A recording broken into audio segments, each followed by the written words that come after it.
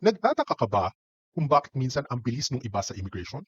Yung tipong pila, scan, stamp, tapos next na agad. Samantalang ikaw, para ka nag-audition sa reality show. Well, isa sa mga dahilan siguro dito is yung past travels. Kung may travel history ka, parang automatic na mas smooth yung process. Pero bakit nga ba? Anong meron sa travel stamps na yan? At paano sila nakakatulong sa immigration interview? So pag-usapan po natin.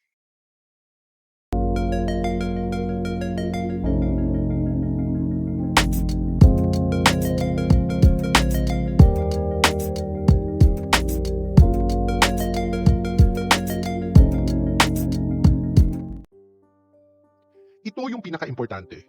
Yung past travels show that you follow the rules. Kapag nakita ni immigration officer na pumunta ka sa ibang bansa, nagstay ka ng maayos, at bumalik ka on time, ibig sabihin, you are a low-risk traveler.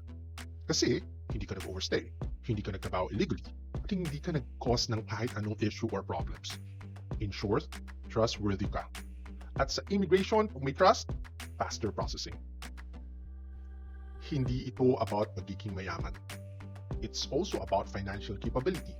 Kapag may past travels ka, ibig sabihin, kaya mong isupport ang sarili mo abroad. Kahit short trip lang, halimbawa Malaysia, Singapore, Hong Kong, Thailand, malaking bagay ito sa mata ni immigration officer. Kasi it shows na may trabaho ka, may income ka, may lifestyle ka na consistent at kaya mong mag-travel without depending on others. At gusto yan ni immigration officer.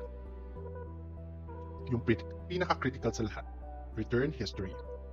Kung makikita ni immigration officer na ilang beses ka nang umalis at ilang beses ka nang bumalik, ibig sabihin, may strong ties ka sa home country mo.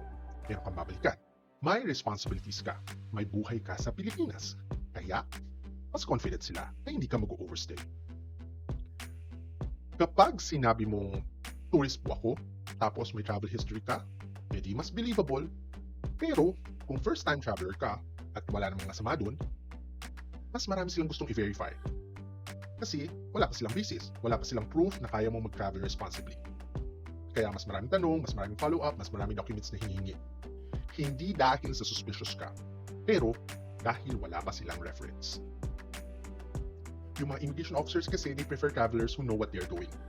Kapag may travel history ka, alam nila na marunong ka, halimbawa doon sa airport procedures, marunong ka magbasa ng itinerary, marunong kang mag-handle ng sarili mo abroad, at hindi ka magiging liability. Yung mga experienced travelers, para sa kanila, equals less risk, less hassle, at saka less questions.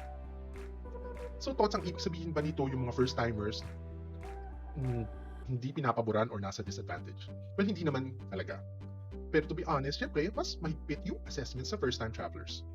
Pero hindi ibig sabihin na mahihirapan ka. Kailangan mo lang ng stronger documents, clear itinerary, at mas consistent answers. Proof of ties, proof of funds, syempre, yung confidence. Kung kompleto naman ito, walang problema. Pero kung may travel history ka na, syempre, mas mabilis talaga yung flow. So, paano ka mag-build ng travel history on a smart way? Kung gusto mong mag-build ng travel history, hindi mag-start ka doon sa visa-free countries. Meron naman Singapore, Malaysia, Thailand, Hong Kong, Indonesia, Vietnam, Taiwan, na visa-free for Philippines for a limited period. Short trips lang, pero malaking tulong sa future immigration, visa applications na rin. So, bakit nakakatulong yung past travel sa immigration? Simple lang. It proves you follow the rules. It shows you can afford to travel. It confirms that you will always return. Makes your story credible. It shows your experience and low risk. Hindi ito pagiging rich, hindi ito pagiging world traveler. It's about trust. And the more travel history you have, the easier it is for immigration officers to trust you. So, travel smart, travel prepared, at unti-unti, build your travel history. Yun lamang po at magandang buhay sa ating lahat and see you po on the next video.